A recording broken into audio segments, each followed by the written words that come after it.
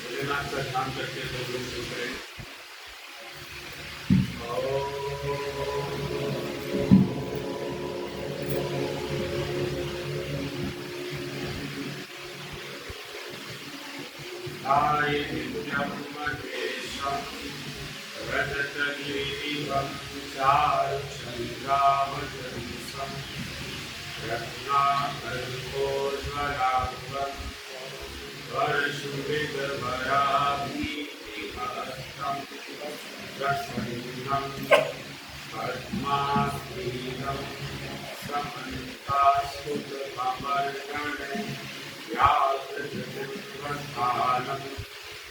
विश्वाद्यं विश्ववन्द्यं नीलभयहरं पंचवक्त्रं त्रिनेत्रं हरिः ओम्। जगादतो दूरमुदयतिदयं अधिसन्तस्य तथैवैवि दूरं ज्योतिषां ज्योतिरेकं तन्मे मनः शिवसङ्कल्पमस्तु तन्मे मनः शिवसङ्कल्पमस्तु। ॐ शान्ति शान्ति।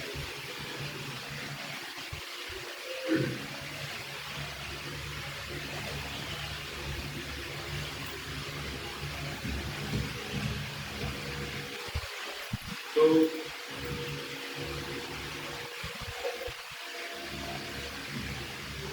अभी जो है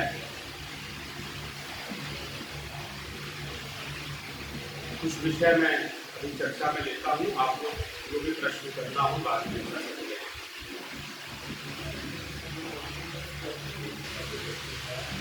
एक है ध्यान, सुनाई तो दे रहा होगा सब, चलने दो। साउंड है तो आपको आवाज तो नहीं सुनाई देगी।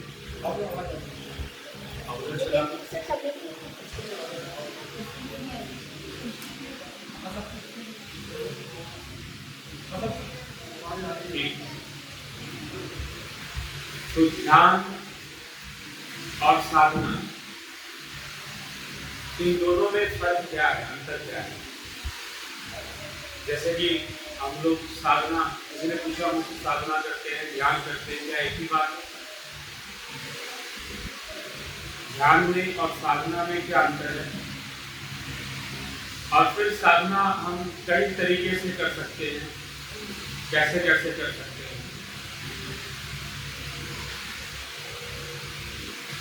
तो ध्यान और साधना में फर्क है, अंतर है। ध्यान और साधना में बहुत बड़ा अंतर है, छोटा अंतर नहीं। साधना का मतलब है अभ्यास, प्रैक्टिस। ध्यान उसका परिणाम है, ठीक है? ध्यान अवस्था है। अभ्यास करने से, कुछ क्रियाओं का अभ्यास करने से हम उस अवस्था में पहुंचते हैं जिसको ध्यान कहते हैं। जब मन शांत हो जाता है, मन एकाग्र हो जाता है और कोई विचार मन में नहीं रहते और हम एक तरह से मन से कुछ देर के लिए शून्यता का अनुभव करते हैं।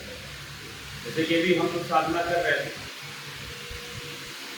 तो थोड़ा सा हमने, जिन लोगों ने किया, शून्यता का अनुभव,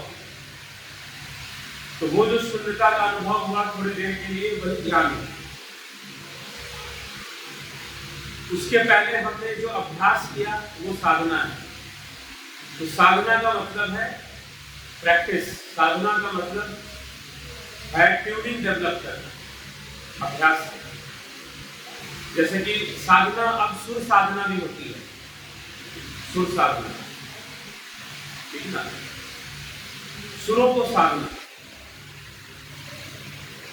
दूसरा, श्वासों को हम साधते हैं, स्वर साधना। सुर साधना संगीत का विषय, स्वर साधना अपने श्वासों को साधना। चंद्र नाड़ी, सूर्य नाड़ी, चंद्र स्वर, सूर्य स्वर, इनको साधना। ब्रीदिंग को कंट्रोल करना।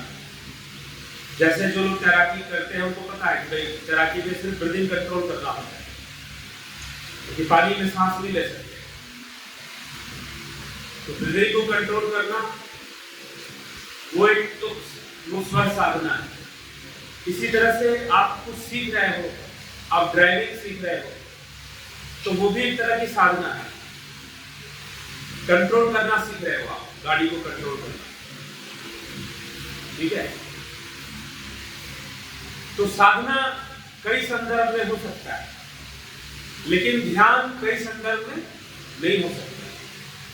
ध्यान तो एक अवस्था है, मन की एक एकीभाव अवस्था, एकाग्र अवस्था, शून्य अवस्था जो बन रही है। तो अभी जो शून्य बनता है वो पूर्ण शून्य नहीं है, ठीक है।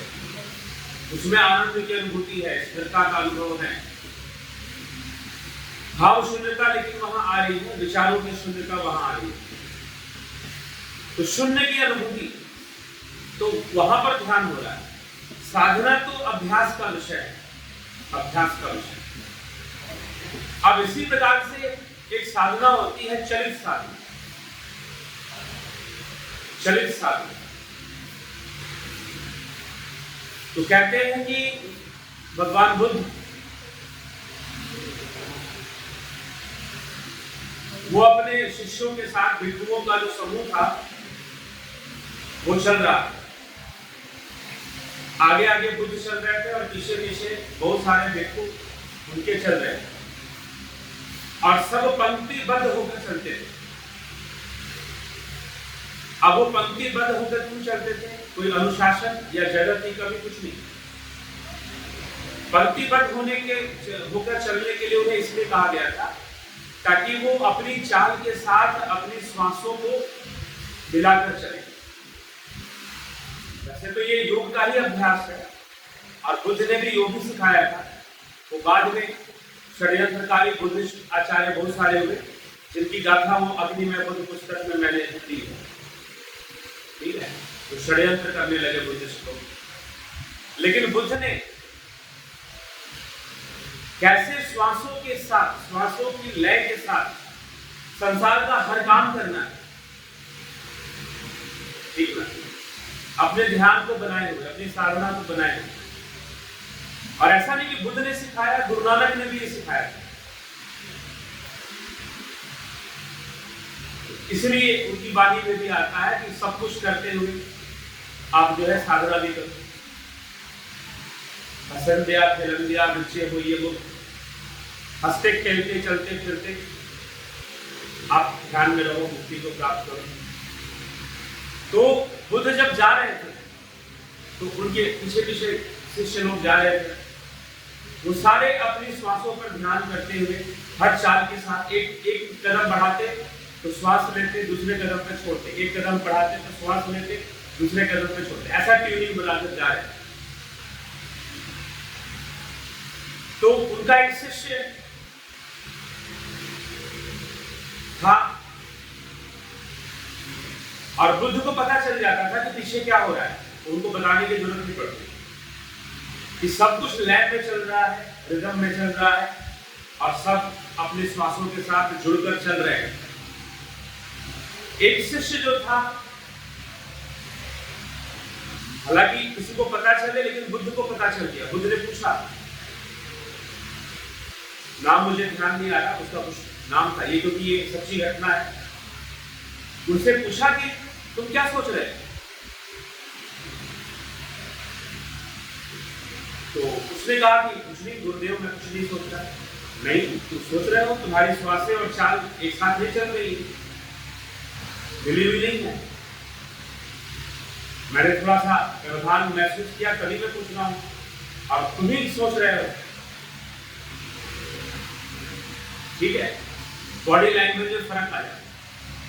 वैसी घटना आती है कि लक्ष्मण जी एक बार जब जा रहे थे, अब सोचो, इसलिए राम के चरित्र को समझना, ये सिर्फ कथा कहानी सुन के बस समझ लेना। राम जी और लक्ष्मण जी सीता जी चल रहे थे। कौन कैसे चल रहा है, कौन किस मन स्थिति में चल रहा है, राम जी को सब पता है। तो राम जी ने लक्ष्मण जी से पूछा कि भाई क्या तुम्हें कोई समस्या है, तुम्हारी चाल बदली हुई है, तुम्हारी मूवमेंट बदली हुई है, क्यों परेशान दिखाई दे रहे हैं। तो लक्ष्मण जी ने फिर कहा अब ये राम, अब देखो दो घटनाएं हैं, दोनों एक जैसी हैं। राम जी ने लक्ष्मण जी को टोका, तुम्हारी चाल सही नहीं चल रही है। जो एक लय में हम लोग चल रहे थे, और आप देखेंगे लय में जब आप चलते हैं तो आप लंबा भी चलना होगा तो बड़े आराम से चलेंगे, ठीक है, हटान जल्दी नहीं। तो ये श्वासों के साथ जोड़कर चलना, जैसे कि यहाँ पर आप लोग चलने का काम जाता है, आप पता भी नहीं चलता है, लंबा लंबा चले जाओ, ठीक है, अच्छा भी है स्वास्थ्य के लिए, ठीक है। यहाँ से रामझूला तक चले जाओ, कल हम लोग गए रामझूला में उधर चले गए, उधर से घूमते हुए जानकी झूले पे पार करके फिर लग गया 1-1.5-2 घंटे तो लगी गया, मुझे थोड़ी यात्रा है, 2 घंटे तो आराम से लग गया। तो चलित साधना, चलते हुए साधना कर। तो राम जी ने लक्ष्मण जी को टोका, तो पूछा, तो लक्ष्मण जी ने कहा कि मेरे मन में बड़े बड़े, तो लक्ष्मण जी ने सोचा कि मैं क्या सोच रहा हूं। वहां पर भी वही घटना थी, बुद्ध ने टोका तो उनके शिष्य ने कहा कि मुझे बड़े बड़े बुरे विचार आ रहे हैं गुरुदेव, मैं सोच रहा था कि मैं कहाँ फंस गया यहाँ आकर, ठीक है, अपना कुछ काम धंधा करता, कमाता शादी ब्याह करता, यहाँ आकर मैं कहाँ फंस गया, इनके पीछे ये पड़ा हुआ हूँ, भिक्षा मांग कर तो खाना पड़ता है, ठीक है। तरह तरह के अब जो विचार आए, श्वासों पर से ध्यान हट गया और चाल बदल गई। चाल बदली तो बुद्ध ने पकड़ लिया कि भाई कुछ पीछे गड़बड़ चल रहा है किसी का। तो फिर बुद्ध ने समझाया, भगवान राम ने लक्ष्मण जी से कहा कि क्या हुआ, तो लक्ष्मण जी ने बोला कि मुझे तो बहुत बुरे बुरे विचार आ रहे हैं। पहले तो उन्होंने मना किया नहीं, सब ठीक है। फिर उन्होंने सोचा कि भाई मैं तो ऐसा नहीं हूं, मैं तो ऐसा नहीं हूं। अब एक अभ्यास लक्ष्मण जी को था, वो अभ्यास क्या था लक्ष्मण जी को, ये भगवान राम ने सिखाया, क्योंकि राम योगी है और योग वशिष्ठ योग शास्त्र का ग्रंथ है, उसमें अष्टांग योग का भी वर्णन है और ज्ञान की सप्त भूमि का वर्णन है। उन सबका ज्ञान भगवान राम को है। निर्मोही भी है राम। निर्मोही कहने का मतलब ये नहीं कि करुणा दया उनके अंदर नहीं, वो है, लेकिन किसी से आसक्ति नहीं। तो भगवान राम को पता है कि भाई साधना क्या। सीता जी भी कोई साधारण स्त्री नहीं, वो भी किसकी, योगीराज जनक, जिसका नाम गीता में भगवान ने योगियों का एग्जाम्पल देते हुए एक ही नाम लिया है और राजा जनक का नाम, योगियों का उदाहरण देते हैं। उनकी पुत्री है, उनको भी योग विद्या पता है। तो जब तीनों चल रहे हैं मन के अंदर, तो वो चलित साधना में चल रहे हैं, ठीक ना, चलित साधना में चल रहे हैं, क्योंकि उतना बड़ा कष्ट कोई योगी ही सह सकता है। तो कौन 14 वर्ष का वनवास झेलेगा। तो वो तीनों ही योगी थे। हाँ, राम उसमें योगेश्वर थे, हम कह सकते हैं। सीता जी भी योगेश्वर थी। तो लक्ष्मण जी के कदम जो है डगमगाए और सोचने लगे। तो पूछा भगवान राम ने, तो लक्ष्मण जी ने कहा, पहले तो उन्होंने आत्मविभाग, ये है कि मन को साक्षी भाव से देखे। मन में जो भी विचार चल रहे हैं वो आप नहीं है। मेरे मन में जो चल रहा है मैं वो नहीं हूं, ठीक ना। इससे सबसे पहले बात तो पाप भाव से मुक्ति हो जाएगी और मन को पकड़ना आसान होगा। खुद मन बन जाओगे तो मन को नहीं पकड़ पाओगे। अपनी गर्दन को कोई पकड़ता है क्या? नहीं पकड़ता। लेकिन मन को अपने आप से अलग करोगे और मन को साक्षी भाव से देखोगे तो मन को पकड़ना आसान होगा। वैसे मन को जबरदस्ती भी नहीं पकड़ना चाहिए। योग का मार्ग जबरदस्ती पकड़ने की बात नहीं करता। योग का मार्ग टेक्निक की बात करता है। यूज द टेक्निक, ठीक है ना, टेक्निक को यूज करो। अभी सुबह हमने ध्यान किया, भाई साहब आए बोले बहुत अच्छा ध्यान लग रहा है, थोड़ी देर में टेक्निक, युक्ति। तो कई गुरु लोग या कई जगह पर ये उपदेश दिया जाता है नहीं, मन को नियंत्रण में रखो। अरे कोई विधि बताओगे, कोई टेक्निक बताओगे कि जबरदस्ती नियंत्रण में रखो, तो जबरदस्ती नियंत्रण में नहीं करना, उससे तो वो ज्वालामुखी की तरह ब्लास्ट करेगा आपके लाइफ में। ठीक है, तो जबरदस्ती नियंत्रण में नहीं करना, टेक्निक को यूज करना। और योग मार्ग आपको टेक्निक ही देता है, जो तंत्र योग या हठ योग कहते हैं, जहां पर टेक्निक को ज्यादा इंपॉर्टेंस दिया जाए। तो भगवान राम ने लक्ष्मण जी से पूछा, तो लक्ष्मण जी ने कहा कि मैंने तो बहुत कुछ सोच लिया। क्या क्या सोच लिया? तो लक्ष्मण जी ने कहा कि मैं यहाँ क्यों घूम रहा हूँ, वनवास तो आपको मिला है, मैं क्यों आया पीछे पीछे, मेरी बुद्धि मारी नहीं थी आ गया। फिर मैंने सोचा कि क्या कर रहा हूँ, यहाँ से जाता हूँ, अयोध्या जाता हूँ और षड्यंत्र करके भरत को मार दूंगा और राजगद्दी पे बैठ जाऊंगा। ठीक है, और राजगद्दी पे बैठ जाऊंगा और फिर आप तो वन में घूम रहे हैं, आऊंगा वन के अंदर, आपको ढूंढ के आपको भी मार दूंगा, एक छत्र राज मेरा हो जाएगा। ठीक है, अब लक्ष्मण जी ऐसे ऐसे सोच रहे हैं। तो भगवान राम ने कहा कि ये तुमने कमर में क्या बांध रखा है? कमर में एक कपड़े के अंदर उन्होंने मिट्टी बांध रखी। मिट्टी बांध रखी है, मिट्टी तुमने कहां से ली? वो पीछे जो मैदान मिला था ना, बहुत बड़ा मैदान, खुला ग्राउंड मिला था, मैंने वहां से मिट्टी ली। वहां की मिट्टी बड़ी अच्छी थी, चिकनी थी, साफ सुथरी मिट्टी थी। तो नहाने के काम में हमें यूज होगा। पहले लोग अच्छी मिट्टियां बिकती थी, मुल्तानी मिट्टी पहले खूब बिकती थी और लोग नहाते थे उससे। गंगा की मिट्टी से भी लोग इकट्ठा कर साफ कर रखते थे नहाने के लिए। ठीक है, गंगा की मिट्टी तो वैसे भी थोड़ी अच्छी मानी जाती है मिनरल्स के मामले में, क्योंकि गंगा के अंदर एक तत्व तो पाया जाता है बैक्टीरियोफेजस। अभी जो आया था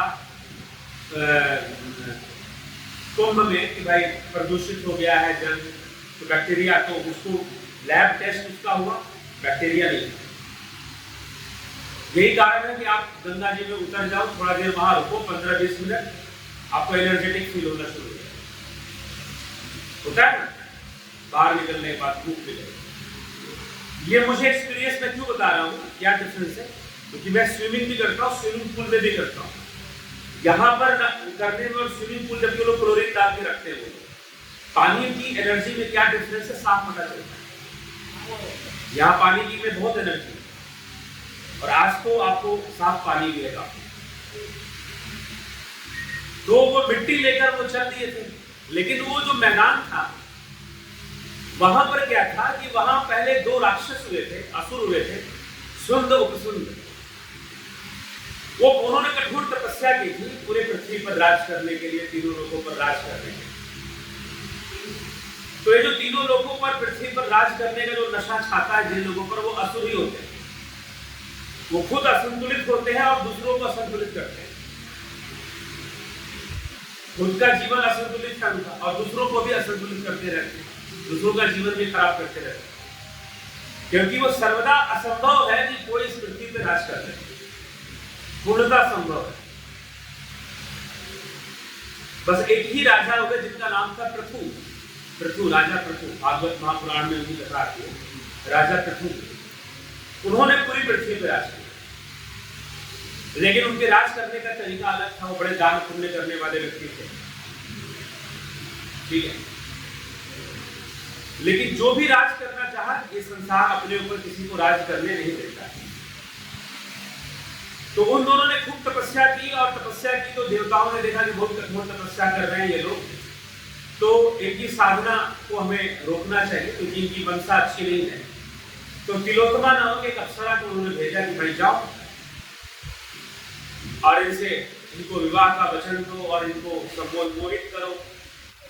तो वो गए वहां पर। अब मोहित करना संभव था क्योंकि वो गलत उद्देश्य से साधना कर रहे थे, तपस्या कर रहे थे। तो तिलोत्तमा जो है वहां जाकर दोनों को विवाह का वचन दे दिया। अब दोनों को विवाह का वचन दे दिया तो दोनों भाई थे, सगे भाई, और दोनों में बड़ी मित्रता थी। तो एक ने कहा कि मुझे एक अप्सरा मिल गई है, मैं उससे विवाह करूंगा। उसने कहा मुझे भी मिल गई। दोनों ने बताया कि तिलोत्तमा है। भाई तिलोत्तमा कैसे? वो तो हम दोनों को विवाह का वचन दिया है। करेगी तो एक से विवाह होगा। तो तिलोत्तमा ने कहा कि भाई देखो, तुम में से जो ज्यादा वीर होगा मैं उससे विवाह कर लूंगी। अब वीरता के लिए तो लड़ना पड़ेगा दोनों को, दोनों लड़ पड़े आपस में।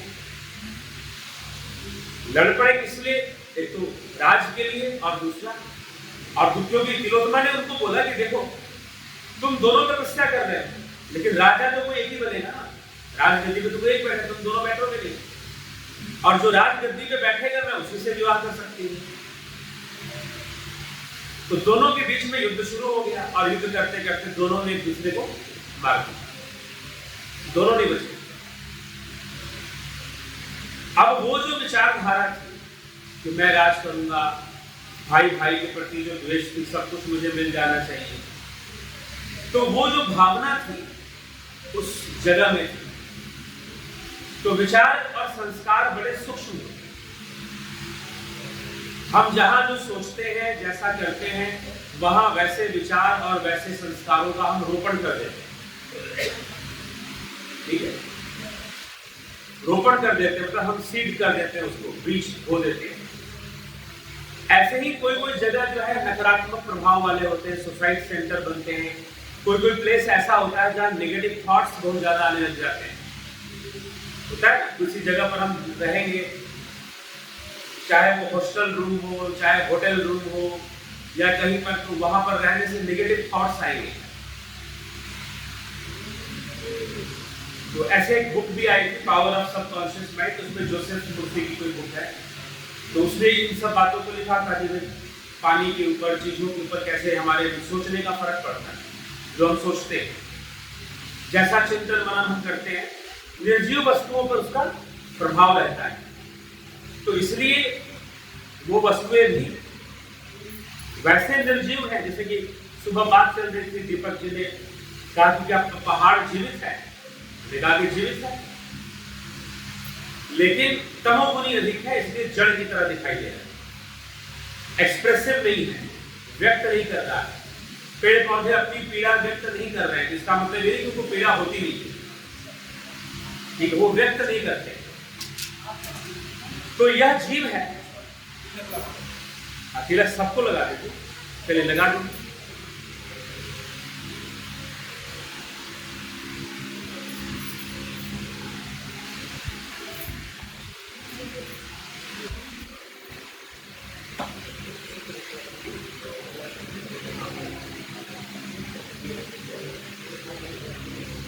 तो पर्वत, नदी भी, उनके अंदर भी जीव है, लेकिन तमोगुण की मात्रा अधिक है, बहुत अधिक है। ठीक, क्या कर रहे हैं, क्या कर रहे हैं, कौन सा है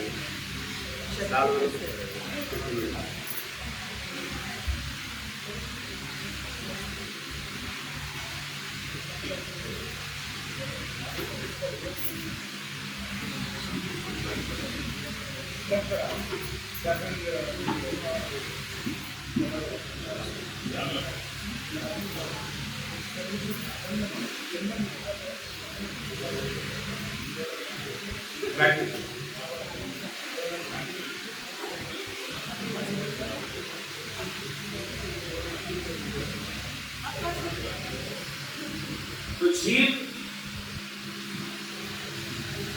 और गुण, ये दो चीजें हैं। तो ये लक्ष्मण जी थे, मिट्टी के अंदर भी ऐसे संस्कार हैं, विचार हैं। जिस कमरे में हम रहते हैं उसमें भी ऐसे संस्कार, विचार होते हैं।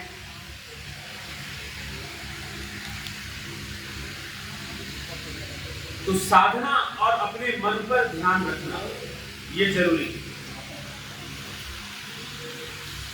तो वही बात भगवान राम ने लक्ष्मण जी को फिर टोका, तो वो चेक हो गए, सजग हो गए, और वो जो मिट्टी लेकर वो कमर में बांध के चल रहे थे उसको उन्होंने छोड़ दिया, फेंक दिया, वही मिट्टी का लालच दिया, और जो है वैसे ही जाती, फिर वैसे निशान नहीं है। तो चलित साधना, चलते फिरते ध्यान में रहना, साधना में रहना, एक अभ्यास में रहना, तो इसका भी बहुत बड़ा प्रभाव है। ठीक है। अगर हम ये, तो अब प्रश्न ये है कि क्या उसका लाभ मिलता है? जी हाँ, बहुत बड़ा लाभ मिलता है। चरित साधना का बहुत बड़ा लाभ मिलता है। लेकिन जो आनंद की अनुभूति है, साधना में आनंद आना, और वो जो, वो तो बिना बैठे नहीं आएगा, वो बात भी सही है। हम बैठकर ध्यान अच्छे से करेंगे तब जाकर जो हमें पूर्ण एक शांति का अनुभव, स्थिरता का अनुभव वो होता है। लेकिन अगर चरित साधना का अभ्यास करेंगे तो बैठकर जो हम ध्यान थोड़ी देर करेंगे उसकी गुणवत्ता बढ़ जाएगी, उसकी क्वालिटी बढ़ जाएगी, जल्दी ध्यान लगना शुरू होगा। इसीलिए हमें चरित साधना का अभ्यास भी करना चाहिए। ठीक है, चरित साधना का अभ्यास भी हमें करना चाहिए। हम गंगा जी के ट्रैक पर चल रहे हैं तो अपने श्वासों के साथ चलते हुए अपने कदमों को हम बढ़ाएं। एक पैर हम आगे बढ़ाते हैं तो श्वास लें, दूसरा पैर आगे बढ़ा दें तो श्वास छोड़ें। या फिर हम इससे भी ज़्यादा कर सकते हैं कि हमने एक पैर आगे बढ़ाया, दूसरा भी बढ़ाया, इसमें श्वास लिया, अगले स्टेप में दोनों पैर हमने बढ़ाया तो उसमें श्वास छोड़ा।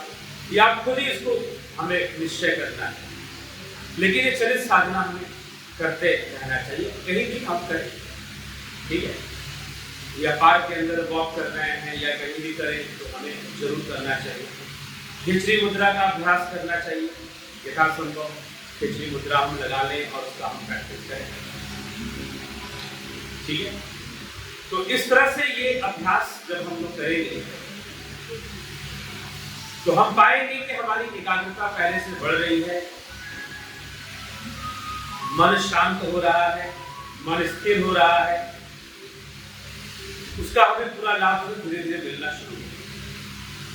तो ये चलते फिरते भी अपनी साधना, अपना अभ्यास में रहना, साधना में रहने का प्रयास करना, ये चरित साधना है। तो हमें, जैसे कि कई बार लोग ये कहते हैं कि हमें समय नहीं मिला, हमारे सामने ऐसा काम आ गया या ड्यूटी आ गई, जॉब में है, पुलिस फोर्स में है आप, तो हमारे सामने ड्यूटी आ गई, जॉब आ गया, तो हम काम पे लगे हुए हैं, हमसे साधना नहीं हो पा रही, समय नहीं मिल पा रहा है। तो उस समय हमें चरित साधना या काम करते हुए जो समय मिल जाए, जैसा समय मिल जाए, वैसा अभ्यास करने का प्रयास करना चाहिए। और जब अभ्यास परिपक्व हो जाता है तो चलते फिरते भी बढ़िया से होता है, चलते फिरते भी अच्छे से होता है। ठीक है ना? तो ये इस बात को अभ्यास हम लोग शुरू करते हैं आज। ठीक, फिर कुछ लोग ये भी कहते हैं कि नहीं, कैसे करेंगे, हम करेंगे तो फिर ध्यान नहीं दे पाएंगे काम पर। नहीं, ये शुरुआत में ये प्रॉब्लम थोड़ी सी आएगी। जैसे बाइक चला रहे हैं तो हम खिचड़ी मुद्रा लगाएं, या हम कुछ काम कर रहे हैं तो हम काम पर ध्यान दें, श्वासों पर। ये शुरुआत में दिक्कत आएगी, लेकिन बाद में आपका अभ्यास जब बन जाएगा तो दिक्कत नहीं है। आप पाएंगे कि आप दोनों काम भी कर पा रहे हैं और अपना सुमरन और खिचड़ी मुद्रा जो है अमृत साधना वो भी आप कर पा रहे हैं, दोनों हो पाएंगे। ठीक है, दोनों अभ्यास कर पाएंगे बड़े आसानी से। तो ये है, तो अभ्यास की चीजें जितना हम अभ्यास करें उससे धीरे धीरे ये इसमें भी परिपक्वता आ जाएगी। तो हम बैठ के साधना करते हैं या लेट के करते हैं या कुछ भी हम करते हैं, ठीक है, लेकिन हम चरित साधना का भी अभ्यास जरूर करना चाहिए।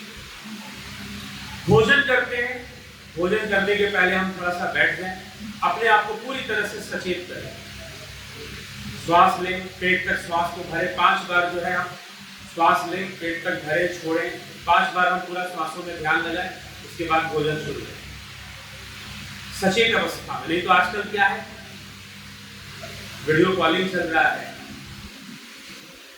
आजकल तो खाना एक उसको भी समझाना पड़ा है, लड़की वो खाना बनाती है, सामने वीडियो चल रही है, मूवी चल रही है, रोटी भी बन रही है,